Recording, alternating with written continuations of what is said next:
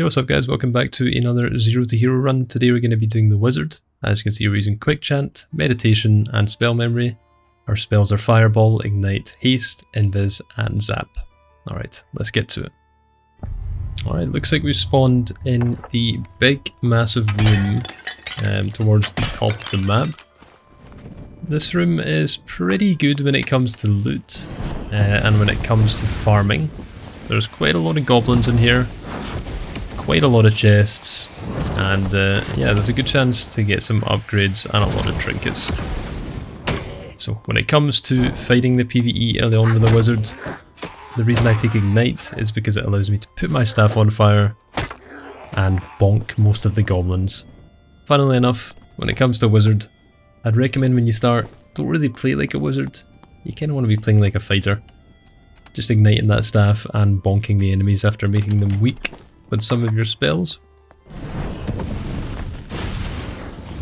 As you can see, do a little zap and then get to bonking. As far as starting strength goes, Wizard is pretty down there, to be honest. I'd say it's one of the strongest classes once you've got a lot of gear. You know, you can zap people and kill them in 2 zaps. But early on, it is very difficult to play for the most part. For some reason it feels like the spells don't really do much damage against PvE, and you can end up using half of your spells just to kill one goblin, so that's why I take Ignite and opt for the melee. So I'm just gonna check these chests, throw some fire on our staff again, a little fireball for some chunk damage, and then finish them off with a few smacks. Nice thing about the staff is it does have a lot of range, so you can play distance very well. As you can see, not really much risk of getting hit, thanks to the range on it. We do get a little upgrade in our hat, nothing crazy though. Pop the barrels open.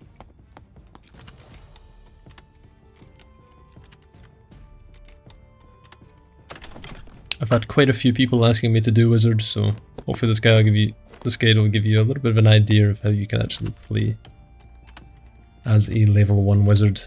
It is by no means an easy task, and I sympathise with all of those Wizards out there that are trying to find their way in this game.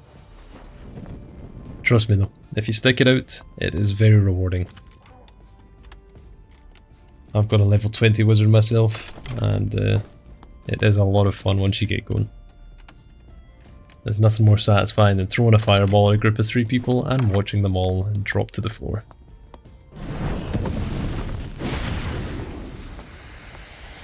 Now we've got to deal with the big group in the middle. Just going to throw a fireball to the side, aggro one of the goblins, take him out. We can look at aggroing the shaman after we've got some of our spells back by meditating. Little thing that maybe a lot of people don't know, I'm sure most experienced players know this, but for newer players, meditating recharges your spells very fast. However, you can also just rest normally by pressing G, and your spells will regenerate, but much slower than meditation. But you can speed that up by drinking clarity potions. So if you drink clarity potions, those green ones, it's going to make it so you regen your spells.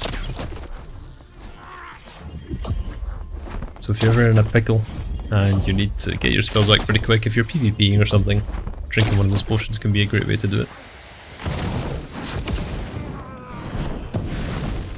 There goes the shaman. Now we can just aggro these goblins and finish them off. I'm also a big fan of Ice Bolt. I think it's one of the most underrated Wizard spells out there at the moment. It has a massive slow, which is super useful when you're playing up against a lot of martial classes like Fighter and Rogue, because obviously you can throw an Ice Bolt, slow them down, and then get some distance before you start casting more spells. However, it is a little bit difficult to land, as it is a pretty slow projectile, so it's definitely a bit more niche, but I definitely recommend trying that out after you've got a few Wizard runs under your belt. Maybe make up your own mind as to whether or not you're gonna use it or not. It's pretty hard to decide what to drop, because there are a lot of good wizard spells unfortunately, so you gotta kind of pick and choose what you want. But I'd definitely recommend giving that a little try if you haven't already. It's also pretty good for PvE too, because it allows you to back up whilst you're throwing spells. Yeah, we do hear a portal opening up through here. And here's some steps down beneath me. Yeah, drop down and check exactly where that's coming from. Get a fireball prepped. Looks like a rogue. He immediately shuts the door, so we're going to be smart and we're not going to chase him through there. Because he'll just be sitting back there with his daggers, sitting invis, waiting for us to pop that door open. And as a wizard, we are extremely squishy, so we want to be staying out of melee range as much as possible when it comes to PvP. We'll kite around the side and see what we can find. I think distance is very important early on, because it is pretty much essential if we don't want to take hits and want to have a successful run. The wizard will die in about 2 hits to pretty much anything, so you want to be playing super safe for the most part. Maybe later on, once you get a dagger and a crystal ball, if you want to make that kind of playstyle your thing, then you can get up into melee range. But you gotta be very careful and make sure you are picking the right fights and engaging and disengaging very quickly. The aim of that build is just quickly kill someone with an ignited dagger and back off. And here we run into our first encounter that actually develops into a conflict. Fighter seems to be running away from us, doesn't seem all too intent on taking a fight. Until he stops behind the door and we're just gonna fireball that corner. Force him out, throw his zap, and he drops dead pretty fast. Sadly, the skeleton champion is very intent on making sure we don't get to check what he had. I actually get stuck behind the door here. A little odd. Yeah, there you go. You can see the strength of the fireball there. Breaking down the door that he was hiding behind and also hitting him with a great amount of splash damage. The splash damage on fireball is no joke, let me tell you. Nice, he had a few things actually. Nice weapon damage, arming sword, nice gloves, pendant, quite a lot of trinkets. Unfortunately, the skeleton champion is giving us a lot of trouble.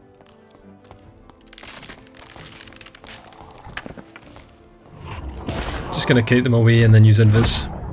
Should de-aggro them for the most part. Can head back and grab a little bit more loot.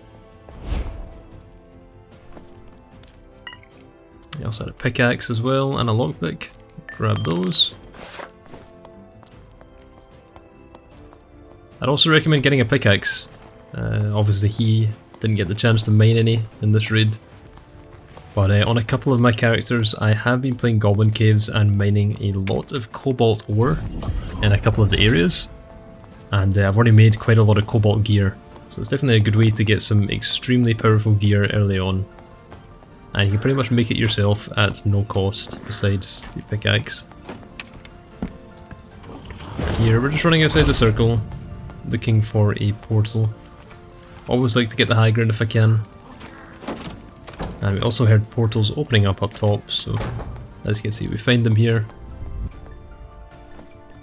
But we still have a little bit of time, and we still have a little bit of inventory space left, so I'm gonna get greedy and be the goblin that I am.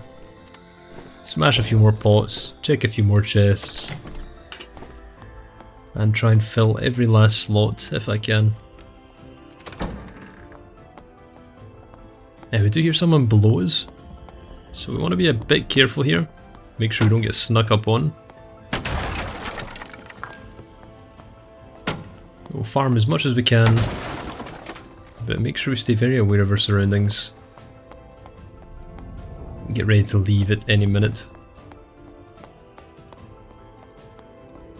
Just make sure the door's shut, and it is. Should hear him if he comes up.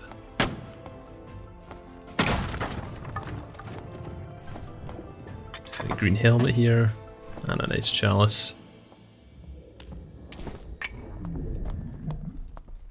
Seems like he might be having some trouble down there. Popping a protection potion. I think he's fighting the champion. Ooh. Yeah, we'll just get the hell out of here before we get taken by the darkness. Alright, that was a pretty successful run overall. That's some nice PvP and PvE. We got quite a lot of loot. And a few gear upgrades as well. Made over 100 gold easily at the collector. And we also got quite a few items that we can sell on the market when we reach level 10. So yeah, I'd call that a pretty successful run for a level 1 wizard.